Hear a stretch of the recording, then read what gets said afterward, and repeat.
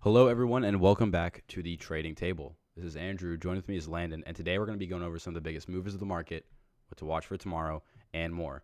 Taking a look at our heat map here for the S&P 500, we can see that this was a pretty wild day, right? There was a lot going on, and as you could see, the electronic technology sector kind of looks a little bit different, right? If you notice AVGO is kind of like moved up a little bit. Definitely got a little bit more added to its market cap to make it here. We'll be going over that later in the video, but for today, right, we have a lot of important things to go over. The market's going to be getting super volatile here in these next coming days. So, there's a lot to go over, but the tech sector absolutely slid today. I mean, like bad. I know a lot of long-term investors are getting absolutely punished right now.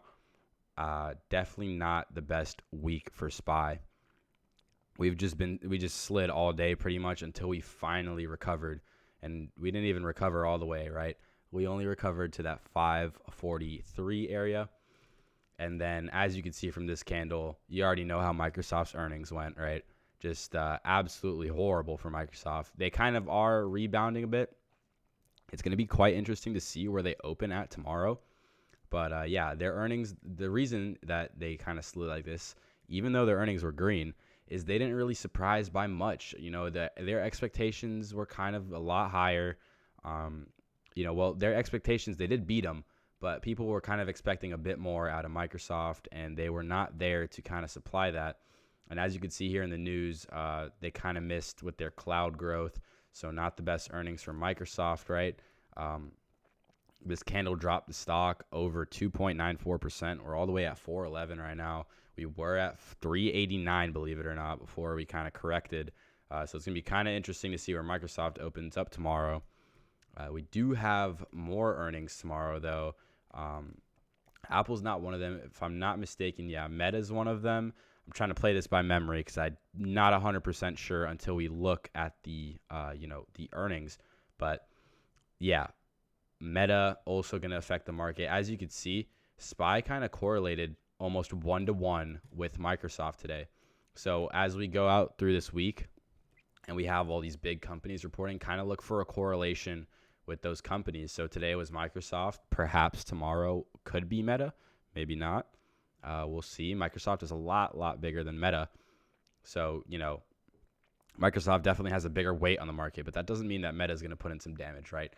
Meta's got a larger market cap than Tesla. And I remember when Tesla earnings came out, the market kind of followed that. So definitely expect Meta to affect earnings.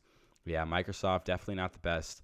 We are rebounding right now, so I'm not completely bearish on the market yet. I'm not, calling it doomsday. Maybe for the chip sectors, though, I might be calling it doomsday, okay? Because NVIDIA is down 7% today, which is kind of insane. In aftermarket, though, we did make our way back up to the 109 area. So now that puts us at right about, if we just use the tool here, we can see that we can... NVIDIA is negative 2.25% down now. But yeah, you can definitely see chips kind of start to slide here because we have so many more earnings this week. It's just jam-packed for the tech sector, right? But yeah, these ETFs are just feeling it, man. QQQ is one of those. I know SMH is just absolutely getting hammered right now with NVIDIA just being down so much on the day. So... someone's got to announce an AI, new type of AI or something here soon so we can kind of recover. But to be honest, tomorrow I could, a lot of people might think the market could be super, super bearish tomorrow, but it could potentially be bullish just because Microsoft is so low. Think about how many buyers are going to come in if we don't kind of recover up back to this 423 area. You can have a lot of buyers coming in trying to get a good price, after earnings. Not the super best time to buy in, but I wouldn't be surprised since it's this low if a lot of buyers did come in, kind of start eating that dip. But yeah, same with SPY as well. I'm sure that a lot of people came in at this dip to 538 here. We've been kind of like touching that 538, 536 area in between that for a little bit now. So it's kind of getting a little bit worrying with SPY. Nothing to freak out over with yet. This is still kind of a normal pullback. Um, you know what I mean? There's a few gaps that we had to fill where, like, some CPI data came out and we just gapped up like $10 on SPY. So we got to kind of correct for that. I think one of those instances was on July 2nd, or no, sorry. I think, yeah, right here, the 12th of June, right, where we just absolutely like flew up. If we go over to the 12th of June on the 30-minute, we can see that went a little too far. We can see that, you got a big green candle here. I'm pretty sure this was CPI data, if I remember correctly. It was a super important economic data. I mean, the market rose just $4 in one candle. So that's not exactly a normal move for the market. And, it could be looking to kind of fill that area and correct itself before we push higher. So honestly, I'm not going to start panicking unless we like close below 537. So, but yeah, just this week is going to be super volatile, right? We have the VIX here. It's at 17.69, which is honestly lower than I thought it would be. Nevertheless, though, that is still quite high. So, when the VIX is this high, the market kind of doesn't really like follow a trend as well, right? You got a lot of market structure breaks, and then it could even continue to move lower. You know what I mean? So what I mean by that is I don't think we exactly had an example of it today, but potentially right here. No, not even. Yeah, we didn't have an example of it today, but it's very common when the VIX is high that, let's like today we were in a downtrend that we could possibly break this previous high or this previous pullback and then move lower. So that kind of tends to happen a lot more and is a lot more prevalent when the VIX is high. But for now, it doesn't look too crazy, right?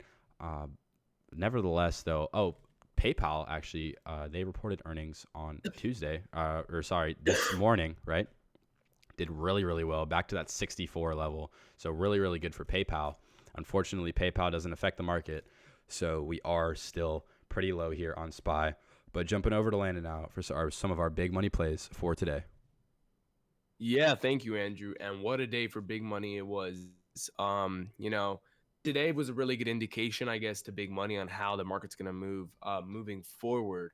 So that's why we had about, let me see, 5 big money plays today, which is more than normal. So first one being for ticker symbol IWM, and looks like big money is reversing its position here, or just other big money players are going bearish. The play being put option contract strike of 218, expiration of 8/16 2024, total premium count 800K, and a total volume of 3K. Pretty solid data there. We have seen it kind of in the last 2 days, kind of seen it move downwards. I don't like that it finished today higher than it ended yesterday. But we could see IWM continue to downtrend. But moving on from this one, our next big money play is for ticker symbol GRPN. And this one is a call option contract as well. At it, or not as well, but the strike is 20, expiration of 1/17/2025, total premium count of 600K, and a total volume of 2K. And not really sure what the heck is going on with this one. I'm guessing the whole Microsoft earnings kind of affected this stock really badly. So, on it looks like did they report earnings, Andrew? Yeah, indeed they did. And if you look at that surprise, it doesn't seem like a lot, but minus 0.08 earnings per share is actually minus 133% for them. So, if you go into, seems like big money's just gambling, right? Just put me on black. But, yeah. Yeah. But the thing is, you could look at this as a better buy-in. That could be what big money is doing here. The one key thing to note with this big money call out is the expiration date, which is 1/17/2025. So, this play is basically disregarding all earnings for the next like 2 quarters, or 3. But not my favorite play, No, yeah, just definitely not. because kind of a little bit of gambling there. But moving on to a more solid big money play, we have for ticker symbol ARM. All right, and this one's a put option contract, strike of 130, expiration of 8/2/2024. Total premium count 1.3 million, which is really solid. Total volume of 2K. Um, you know, it was pretty good movement today by close today. We do have earnings coming out tomorrow, so that's kind of scary. Um, but overall, we've seen it move downwards. The past few days, which is a really good indication. With an expiration of 8/2, not my favorite, just because you don't get to leverage it as much as you would like to. And the fact that in aftermarket we are up with ARM, not my favorite indication that we're going to continue to downtrend. With uh, earnings coming out tomorrow. But moving on to our next one, we have for ticker symbol PSTG. And this one is a put option contract, strike of 55, expiration of 9/20/2024, total premium count 900K, total volume of 2K, and really solid move here today. Bot called this out at like 11 something. Um, you know, Almost halfway through there. But we really good movement downwards regardless. Not my favorite. But we have seen it the last few weeks kind of continue to downtrend. But moving on to our final one, we have for ticker symbol INTU. And this one was actually called out at around 1:18 p.m. And this is a call option contract, strike of 650. Expiration of 10/18/2024. Total premium count of 1.1 million basically, and a total volume of 300. Pretty low volume. That's because premiums are super expensive. But not my favorite play as well. One good thing is that we are relatively low compared to the last few months or this year's average. So it could be a pretty good buy in here. Expiration of 10/18 is pretty nice to see just because you do have a little bit of time there. So now that I think about it, not that bad of a play. If you want to hop in this one, wouldn't be opposed to it. But overall, big money, a little confused. Just going in all different directions. Not my favorite week in terms of big money. But other than that, back to you, Andrew. Yeah, Landon, and just another thing to look at real quick. Crypto's still running up, right? We did have kind of a little bit of a pullback in a smaller time frame, right? Not anything too major for Bitcoin. It just fluctuates a lot. And, the crypto miners aren't really doing too well right now, but I think Bitcoin's going to keep going up. I think it had its pullback. I doubt it's going to pull back any lower before it starts making a new high. If we jump out of the day chart here, it's a little bit easier to kind of read it, right? So as you can see, recently we had this pullback down to, around the 53,000 level. So super, super, super deep pullback. So now I'm pretty confident it can keep rising. But nevertheless, just crypto is super volatile. If you can't handle the heat, don't jump into it.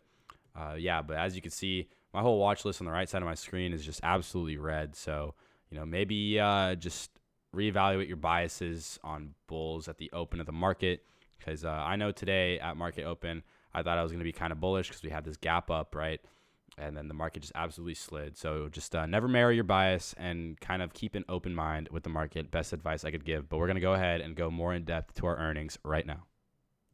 So obviously this earnings week is super packed. We had Microsoft and AMD report. AMD I actually forgot to go over, but they are up really well in the aftermarket. So, good for AMD, not so good for Microsoft. But, tomorrow before open, not a whole lot going on. We got MasterCard. Never really heard anyone trade that. Boeing, I guess, kind of notable there. Me and Landon's favorite long-term stock, MO, is reporting. I might be looking to re-enter Mo here, just if we get a better price. I did actually sell for a nice gain. I've been holding it for about 6-ish months. So, Mo, great stock to get into. Love that stock. Just great overall growth, great dividend. Shout out to Mo. After close, we got Meta, QCOM, and ARM or Qualcomm, right? So, a lot to watch here after close. These are some pretty notable tech names, especially Meta, one of the largest market cap companies in the world. So Meta, one to pay attention to, right? Other than that, though, we do have Riot reporting, So Riot, fan favorite right here. Riot will be reporting tomorrow. That's definitely not going to affect the market. I don't even think it'll affect Bitcoin, to be honest with you. But yeah, Riot reporting before open tomorrow. Not a whole lot going on. Nothing that really affects the market. You got Toyota, Ferrari, Shell, some oil companies thrown in there. Hershey's is one I see. But after close, yeah. So we're storming Normandy. Apple, Amazon, Intel. Apple and Amazon are going to be the two to watch, obviously. Super, super important on Thursday after close. Like way more important than Microsoft and Meta. Apple is going to be one to watch because you got Apple and Amazon together. That's two of the biggest companies in the world, right? So we had one huge company. Now we got two. So, Friday could literally be a bloodbath. Who knows, right? It's anyone's guess. But we do have some economic data coming out tomorrow morning and during the day and some Fed meetings. So we're going to go over that right now.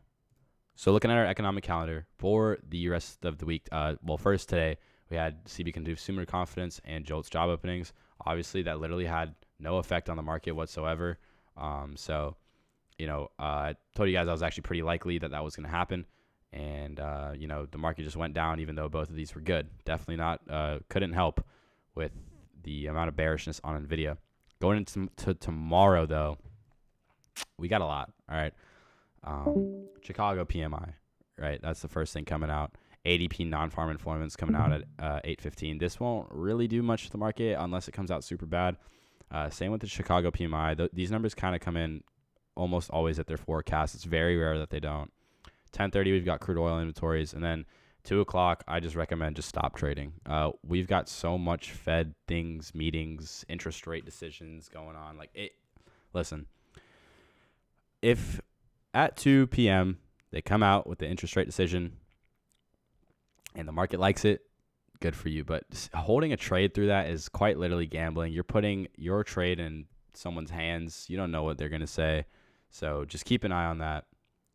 Definitely something to watch tomorrow. Just please be aware that after 2 p.m., definitely not a great idea to trade. There's quite a bit going on. That's all for today, guys. Thank you so much for tuning into the trading table. Be sure to check out our free Discord. Link is in description. This has been Andrew and Landon, and we'll see you guys tomorrow at Market Close.